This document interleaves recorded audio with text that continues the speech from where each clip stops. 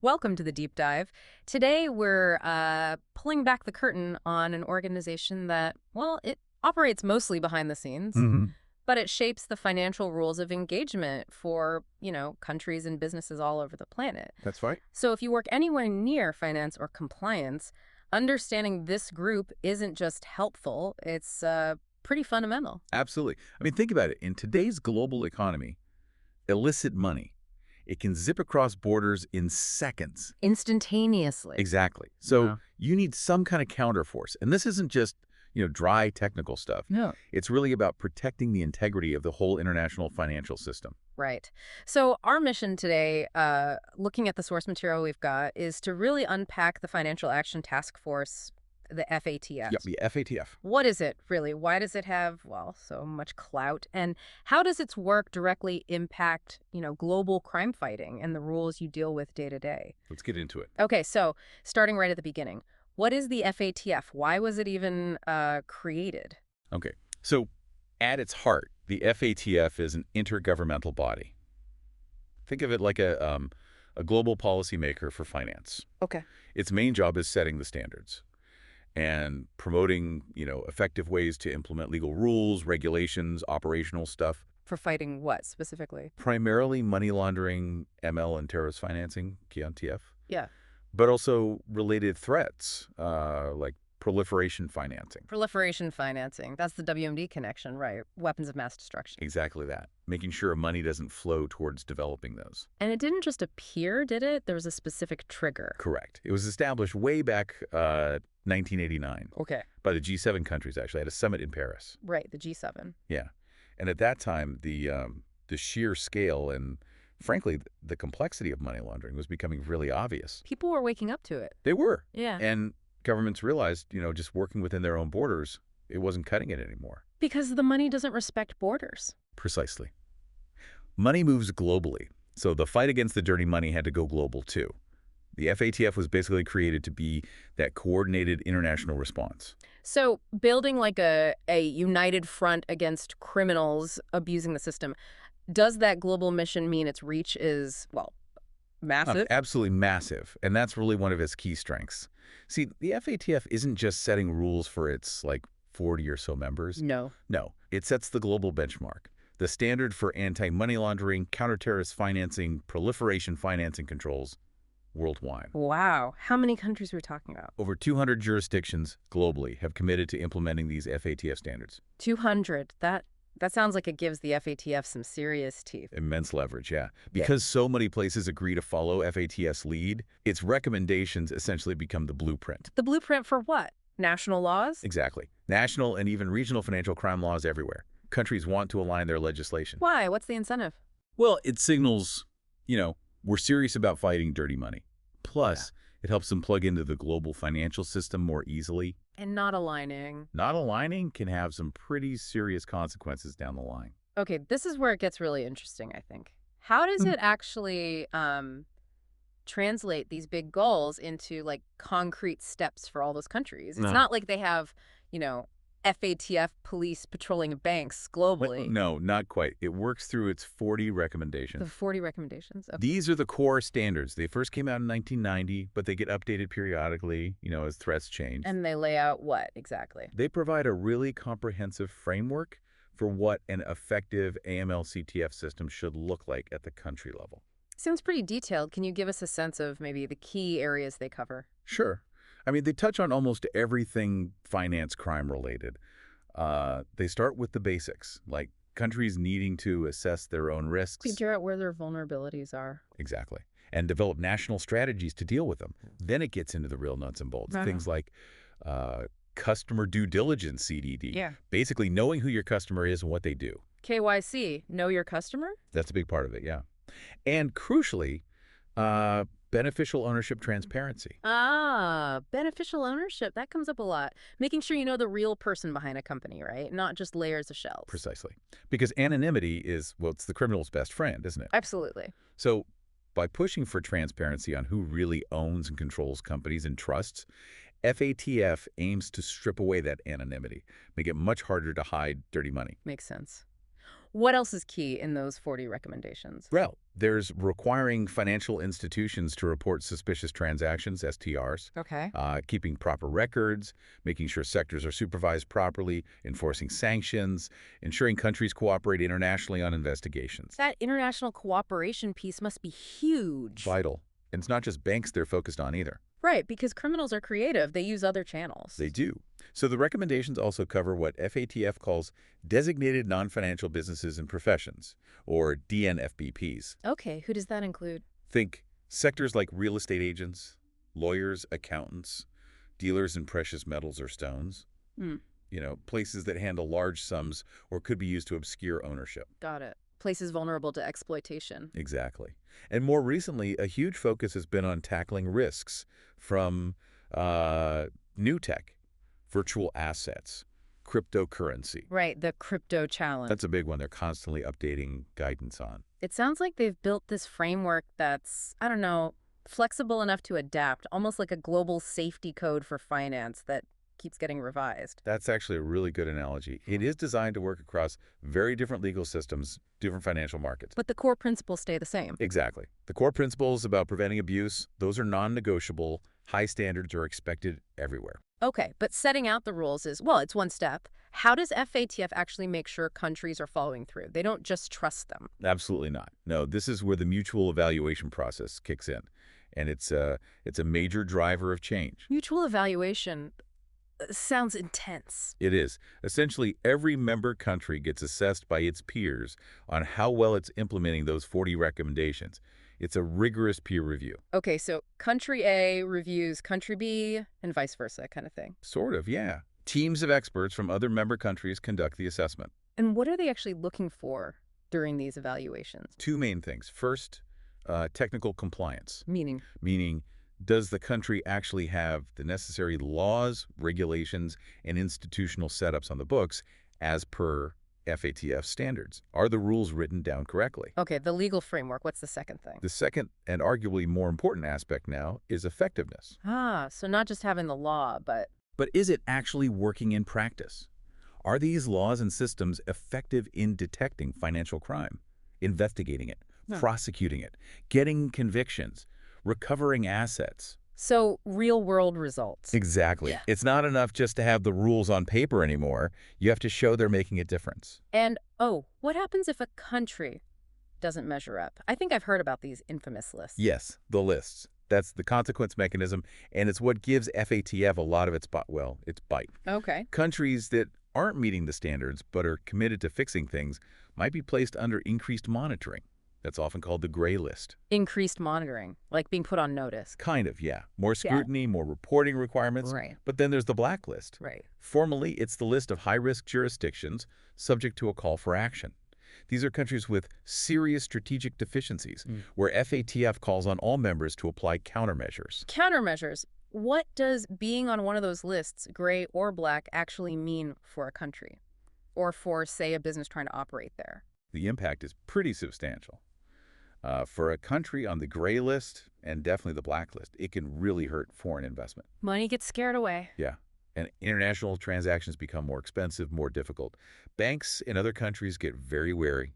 How so? They'll often apply significantly enhanced due diligence, extra checks, more paperwork, more questions for any dealings connected to listed jurisdictions, which is costly and slows things down. And the reputational hit must be huge, too. Massive. Being publicly named and shamed like that is damaging on the global stage. So it creates this real economic, operational pressure to, get your house in order. Precisely. These lists and the detailed evaluation reports that explain why a country is listed serve a dual purpose. Which are? One, they act as a kind of roadmap for reform within that country. Two, they're a critical risk indicator for financial institutions everywhere when they're deciding who to do business with. It's a powerful incentive. Okay, this connects directly back to, say, someone listening who works in finance or compliance. How do these big FATF recommendations trickle down into the specific rules they have to follow every single day? Well, because national laws, the AML-CTF laws, in almost every country are directly based on FATF standards. So you see FATF requirements mirrored in things like KYC regulations. Know your customer. Right. And in the requirements for having an AML program, appointed a compliance officer, all those operational rules. So things like needing to collect very specific ID documents from customers. Exactly. And conducting risk-based customer due diligence. Risk-based, meaning you scrutinize some customers more than others. Yes, the level of checking depends on the assessed risk. A simple local retail customer versus, say, a complex international corporation. Different risks, different levels of due diligence needed. Okay, what else? Monitoring transactions for unusual patterns. Filing those suspicious transaction reports, or STRs, with the authorities if something looks off. That's a big one for banks. Huge. Also, screening customers and transactions against sanctions lists. Identifying politically exposed persons, PEPs. Because they carry a higher risk for potential corruption. Inherently, yes. So they require enhanced scrutiny. And then all the internal machinery to make this happen. Right. Building robust internal controls, training staff so they know what to look for, conducting independent audits to check if the system's actually working. It sounds like a massive infrastructure. It is. And these requirements, they aren't just for the giant international banks. They apply right across the financial sector. Who else? Insurers, asset managers, money transmitters, newer fintech firms, payment providers, and even those DNFBPs we mentioned earlier. The lawyers, accountants, real estate And agents. two, it's really baked into the operational reality of anyone handling significant amounts of money or facilitating transactions. It truly touches almost every corner of the financial world then. But as we know, crime doesn't stand still. Not at all. Criminals are always finding new ways, right? So what are some of the newer threats, the emerging risks that FATF is focusing on now? Yeah, it's definitely a constant game of cat and mouse. FATF is always scanning the horizon. A major recent focus, as we touched on, is virtual assets. Crypto, yeah, and the virtual asset service providers, VASPs, the exchanges, wallet providers, etc. FATF has issued specific guidance, the travel rule for crypto, trying to bring transparency to that space. That's a huge challenge, regulating that decentralized world. A massive one. Mm. What else? They've also been highlighting the financial flows from environmental crime. Environmental crime, like illegal logging or wildlife trafficking. Exactly. Things like illegal mining, Yeah. dumping hazardous waste. Right. The proceeds from those crimes need laundering too, so FATF is working on tracking those illicit funds. Interesting. I wouldn't have immediately connected that to FATF. It's all about following the money wherever it comes from. Trade-based money laundering is another persistent challenge. Using import-export transactions to disguise funds. Yes, often through really complex schemes involving misinvoicing goods, phantom shipments, that kind of thing. And of course, continuing to refine measures against proliferation financing. The WMD funding, still a priority. Always. Ensuring financial controls are tight enough to prevent funds going towards those activities. And technology itself cuts both ways, I suppose. Absolutely. On one hand, you have RegTech technology helping institutions with compliance, monitoring, analysis. Making things more efficient, maybe more effective. Hopefully. But on the other hand, technology also gives criminals new tools, faster payments, ways to anonymize activity, deepfakes for fraud. So FATF has to understand both sides, the tech helping compliance and the tech helping criminals. Exactly. They need to provide guidance on managing those risks too. Staying ahead, or even just keeping pace, requires constant vigilance and, frankly, adaptation. It sounds like an absolutely enormous undertaking for just one organization. FATF doesn't operate in a vacuum, does it? Do they work with other groups? Oh, crucially, yes. Collaboration is absolutely fundamental to how they work. Oh, so? FATF works really closely with a whole global network of regional bodies. They're often called FATF-style regional bodies, or FSRBs. Examples? Sure, like Moneyvol in Europe, the Asia-Pacific Group, or APG, JFLAT in Latin America, MENAFATF in the Middle East and North Africa. And what do these regional bodies do? They basically promote the FATF standards within their specific regions. And they conduct mutual evaluations, too, using the same methodology as FATF. They're key partners in getting the standards implemented locally. So extending FATF's reach through regional networks. Precisely. And they also collaborate heavily with major international organizations. Like who? The IMF, the World Bank, they often incorporate FATF compliance into their financial sector assessments. The United Nations, particularly on counterterrorism financing. Interpol for law enforcement cooperation. And the Egmont Group. The Egmont Group. What's that? That's a global network of financial intelligence units, or FIUs. These are the national agencies in each country that receive and analyze those suspicious transaction reports we talked about. Ah, where the STRs end up. Exactly. So that network approach, FATF, FSRBs, international orgs, FIUs, it's essential for sharing intelligence, coordinating policy, and actually strengthening enforcement on the ground globally. Okay, so let's try and sum this all up.